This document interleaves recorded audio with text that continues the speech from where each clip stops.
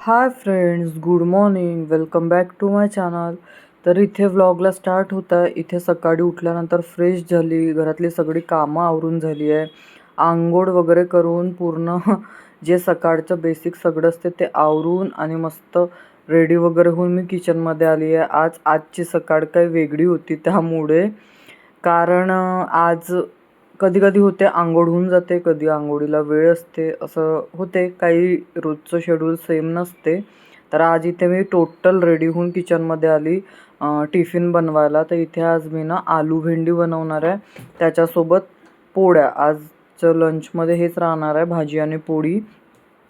तर भेंडी वगैरे मी काल रात्रीच धुवून वाळत ठेवली होती का कापडावर, म्हणजे सकाळी बनवायला पटकन बरं पडेल बा म्हणून. त्याच्यानंतर इथे कढईमध्ये तेल गरम करून घेतलं, त्यामध्ये जिरा हिंग टाकून दिलं. त्यानंतर मिरची टाकून दिली हिरवी कट केलेली, आणि असा उभा कट केलेला कांदा.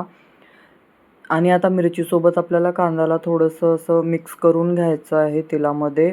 आणि याला मिक्स केल्यानंतर फ्राय व्हायची काही वाट बघायची नाही आहे. सोबतच आपल्याला आलू पण यामध्ये ॲड करायचा आहे. तर आलू मी असं स्लाईसमध्ये कट करून घेतलं होतं, जसं आपण फ्रेंच फ्राईजला करतो ना त्या टाईपमध्ये. तसं आलू कट केलं ना तर भेंडीच्या भाजीमध्ये खूप छान वाटते, आणि दिसायलाही आणि खायलाही. तर इथे बघू शकता आलू, कांदा, मिरची सगळे एकसोबत फ्राय करत आहे मी. याला छान थोडा वेळ परतून घेतला आणि लगेच जी भेंडी कट करून ठेवली ती यामध्ये टाकून दिली. आता आपल्याला या सगळ्याला तेलामध्ये छान कांदा गोल्डन ब्राऊन होईपर्यंत आणि आलू पण छान फ्राय होईपर्यंत आपल्याला असंच याला एकसोबत फ्राय करून घ्यायचं आहे. आणि खूप छान बनते ही अशी भाजी. तुम्ही जर कधी ट्राय नसेल केली तर नक्की करून बघा माझ्या पद्धतीने. थोडंसं मीठ टाकलं होतं की हे लवकर सगळं फ्राय होऊन जाईल. या भाजीला थोडा वेळ लागते. जशी भेंडीची भाजी 5 मिनटात बनत असेल तर या भाजीला थोडं 10 मिनटं लागतात, पण खूप छान बनते आणि मस्त वाटते. मग इथे बघू शकता आपलं बटाटा आणि कांदा, भेंडी सगळी गोल्डन ब्राऊन कलरची तुम्हाला दिसत असेल.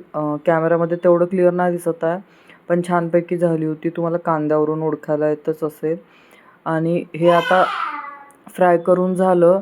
त्यानंतर आता यामध्ये मला मसाले टाकायचे. आता मसाल्यामध्ये जास्ती काय नाही टाकत मी भेंडीच्या भाजीला, फक्त हळद आणि मीठ टाकते. तर इथे आता बघू शकता मी थोडीशी हळद आणि चवीपुरतं मीठ टाकून देणार. याला मिक्स करणार आणि झाकून आता याला 2-3 मिनटं शिजवून घेणार. आणि मध्ये मध्ये याला चेक करायचं, बटाटा शिजला, भेंडी अशी चम्मचनी तोडून बघायची. ते शिजली म्हणजे एकदम इझिली ते तुटली की समजून जायचं आपली भाजी रेडी आहे. आणि भेंडीची भाजी शिजायला वेळ नाहीच लागत. तरी आता झाकून मस्त शिजवून घेते. त्याच्यानंतर एखाद वेळेस मध्ये आपण याला थोडंसं असं मिक्स पण करून घ्यायचं, म्हणजे सगळ्या साईडनी भाजी व्यवस्थित शिजली जाते. तरी ते बघू शकता आपली मस्त अशी भाजी रेडी झाली आहे. मी आलू तोडून बघत होती म्हणजे शिजलं की नाही. तरी ते आपली भाजी बघू शकता मस्तपैकी रेडी आहे. त्याच्यानंतर इथे मला पोळ्या करायच्या होत्या. तर आजच्या पोळ्या ज्या आहे ना, ते फुलके न करता मी थोडं वेगळ्या पद्धतीने करत होती. ना पराठे होते ना फुलके. इथे काय केलं मी, असं एक पिठाचा गोळा घेतला, त्याचे असे 2 भाग केले आणि त्याला थोडंसं अगदी हलकंसं तेल लावलं आणि दोन्ही साईडने पीठ लावून याला छान असं आता पोळीसारखं लाटून घेते.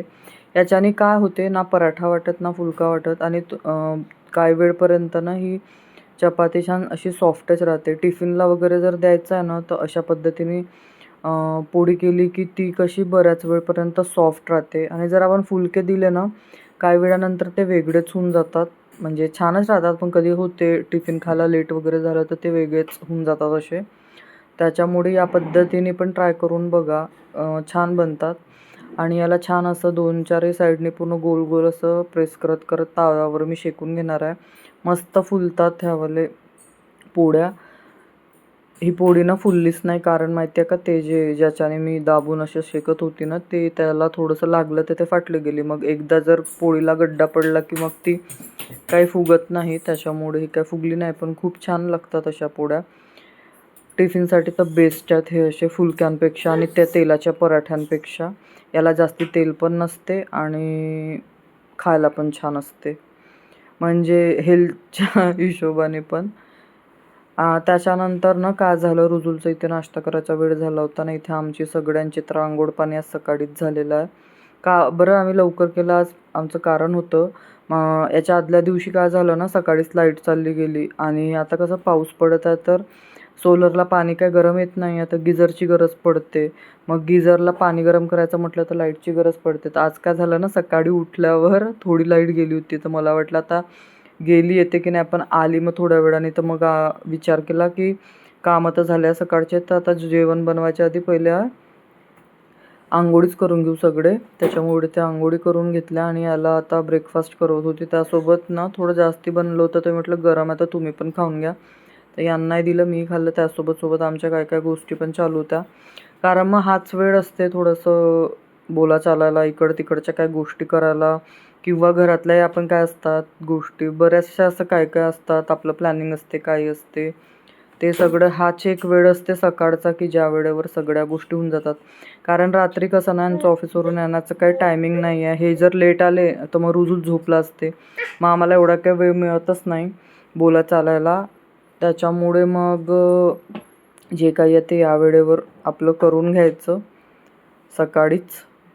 म्हणजे जे पण आपल्याला जे पण कामं आहेत, बाहेर जायचं आहे, काय करायचं आहे ते सगळं.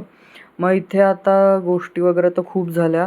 मग त्याच्यानंतर इकडे मशीनला कपडे लावले होते. तर इथे ना काय आहे, माझं जे वॉशिंग मशीनचं पाणी निघायचं जे पाईप आहे ना, ते छोटं आहे. त्याच्यामुळे काय होते ना, ते त्या होलपर्यंत पोचतच नाही, तर इथे पूर्ण फेस होऊन जाते जेव्हा पण मी कपडे वॉश करते. तर इथे ना तेच मी पाणी टाकून सगळं क्लिअर करत होती आधी, कारण मला मशीनमधून कपडे काढायचे होते. ते साबणचं फेस असते तर पाय घसरायची भीती वाटते त्याच्यामुळे. तर इथे कपडे धुवून झाले होते, तर ते म्हटलं घेऊन जाते आणि पटकन वाळत टाकून देते तिकडे.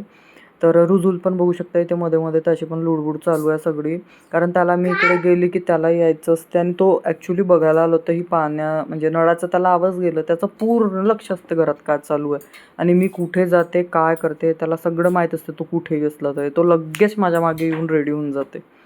मग इथे आज ना बाहेरचं मोसम काय एवढं व्यवस्थित नव्हतं, मी म्हटलं बाहेर कपडे टाका एवढे, मग घरात घेऊन या. ते 3-3दा घरात बाहेर करण्यापेक्षा म्हटलं सगळे स्टँडवर आतमध्येच टाकते फॅनमध्ये, म्हणजे वाढून पण जातील. आणि इथे तर सगळी सकाळची कामं निपटलीच होती. आता यांची पण तयारी झाली, यांचं टिफिन वगैरे पॅक करून दिलं, हे पण ऑफिसला निघून जातील. आणि आता लास्ट कामच होतं सकाळचा, म्हणजे कपडे वाळत टाकणे. तर आज बरेच कपडे होते आणि हे टॉवेल तर एक्स्ट्राचेच झाले आज धुवायला, कारण यांच्या धुण्याचा आज काय मुहूर्त नव्हता. पण काय झालं ना, बाथरूममध्ये ना म्हणजे काय टॉवेल ठेवायला गेली तर ते खालीच पडलं बाथरूममध्ये. आणि तुम्हाला रुजूलचा आवाज येत असेल, त्याचं इथे लुडबुड चालूच आहे. मी व्हॉइस ओव्हर करत आहे तर जाणून बुजून मजा घेत आहे आणि मध्ये मध्ये ओरडत आहे. तर इथे आता आपली कामं डन झाली आहे, हे ऑफिसला निघतात. आणि ह्यांना मी तेच इथे सांगत होती की, आणि इथे बघू शकता रुजुलने माझ्या स्टँडचं डायरेक्शन बदलून घेतलं, कारण तो इथेच उभा होता स्टँडजवळ, तर त्यांनी माझा व्हिडिओचं डायरेक्शनच चेंज करून घेतलं. आणि इथे आता ना हे निघाले ते ऑफिसला जायला, तर हा त्यांना बाय करत करत दारापर्यंत जातो. मी त्यांना म्हटलं की तुम्ही बाहेरूनच दार ओढून घ्या, म्हणजे लॉक होऊन जाते ते. तर याला आवाज देत होती इकडे ये इकडे ये, तो काही दाराजवळून इकडे यायला रेडी नाही, म्हणून मी त्यांना म्हटलं तुम्हीच दारा तिकडून लावून घ्या.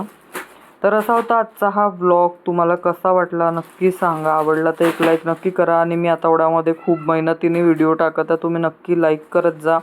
नवीन असणार तर सबस्क्राईब करा. आणि तुम्हाला व्लॉग कशा वाटतं तर कमेंट करायला विसरू नका, कमेंट्स पण करत जा. तर चला भेटू उद्याच्या अशाच एका छानशा व्लॉगमध्ये. तोपर्यंत बाय, टेक केअर.